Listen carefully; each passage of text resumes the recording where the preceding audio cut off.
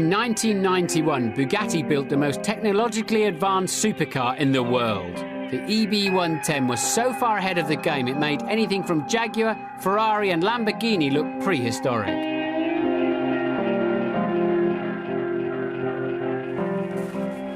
You're probably thinking this is yet another Italian supercar styled by Gandini with an engine in the back the size of Tahiti. Well, you'd be right, but the Bugatti had so much more. The engine was a lightweight 3.5-litre V12. It had trick aerodynamics, four-wheel drive, ABS, power-assisted steering, 6-speed gearbox, wood and leather. It had everything the Jaguar XJ220 should have had, but didn't. Plus, the EB110 was cheaper, and being a Bugatti, it was a whole lot more exclusive.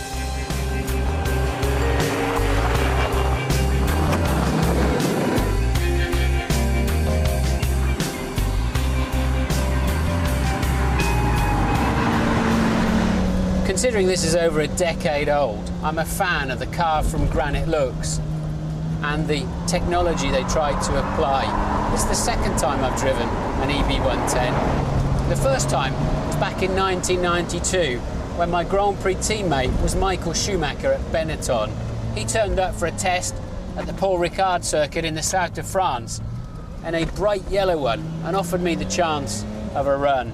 I took it down the famous road from Paul Ricard to Bandol, gave it a bit of a thrashing. I mean, it was quick, but I thought it was a little bit strange. Had no power till it got to about 5,000 revs. And then you have to keep stirring up the wide gated gearbox to keep it running. I told Michael when I got back to the circuit and he next got out of the Benetton, yeah, it was okay, but nothing special in my view. His famous long chin dropped just a little bit further. He thought it was great.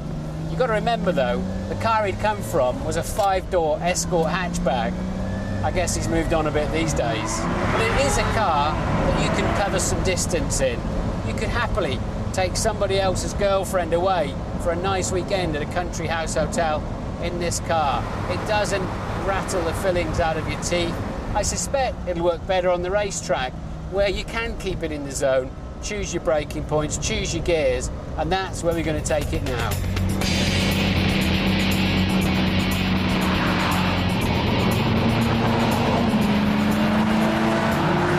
It's an amazing difference, isn't it? This is fun to drive on the racetrack. I can really get into this. It's so different to the road, where I just could never really get it up and running before I seemed to come across a corner or a tractor or something, and it had no power whatsoever. Now it's great, and I'm even beginning to somehow get a grip on this wide gate of the gearbox, and the braking is very stable. Very impressed with that. Four-wheel drive then now. The track is still pretty tricky in places, it's damp, but I've got the confidence to get on the throttle earlier, knowing it's going to tend to gently understeer. And all of a sudden the gear ratios come into their own, and it all starts to make sense. Front right tyre through this long cascade bend, beginning to hurt already, just a little bit less grip, lap by lap. Let's try it into another one here at Ireland. You can hear it. Tyre starting to sing now.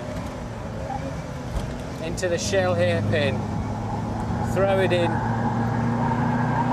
with some confidence and start squeezing the throttle.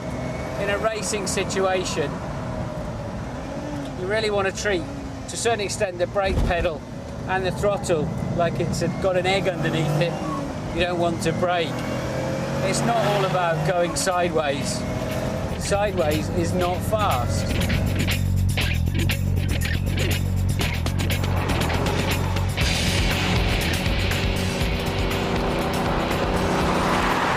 The only time this car slightly makes me nervous is over a crest where I have to start braking and downshifting. Back end just wants to step out, and it's just slightly a question of, I wonder what's going to happen next. It's easily correctable, but much happier with this car in track conditions. Not something I'd want for the road, but given it felt so silky smooth and had a sort of a limo ride compared to the others, it's okay on the road if you could just get rid of that turbo lag. The Bugatti with those 4 lazy turbos is tiresome on the road, but it does manage to get back some cred on the track.